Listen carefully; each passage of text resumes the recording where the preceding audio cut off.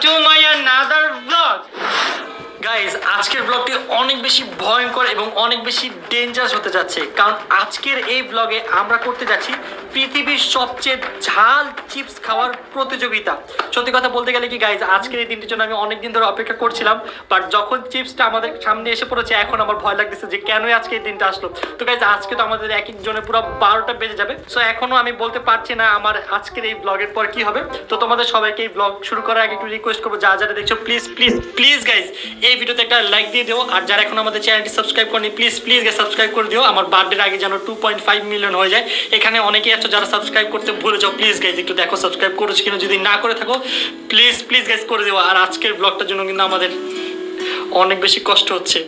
So guys আজকের এই ব্লগে মানে টিমের সবাই প্রচুর পরিমাণে ভয় পাচ্ছে যে কি হয় না হয়। সো দেখতে পাচ্ছ আমার ব্যাকগ্রাউন্ডে রয়েছে।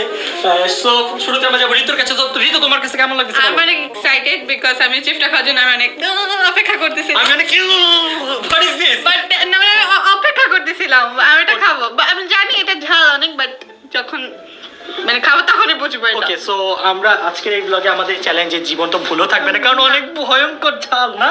না খাবো। সো মেহমান তোমার কি হয়েছে? দোস্ত আমার ভালো লাগতেছে না। কেন ভালো লাগছে না? মানে তুই জিনিসটা আজকে এমন কঠিন করছিস, আমি ভাবতেছি যে আজকে কি হবে। এমনি আমি ঝাল খেতে পারি না, এর মধ্যে আর ভাই আমার এই যে এখান দিয়ে না কেটে গেছে আর ওর নিচে দিয়ে কেটে গেছে না, আমার তো আমার এইটাতে যদি ভাই কোন রকমের মরিচ লাগে ভাই, এমনি যে পরিমাণ একটু নাড়া খালি রক্ত বেরো, যার যদি ভাই আজকে মরিচ লাগে ভাই আমার কি হবে?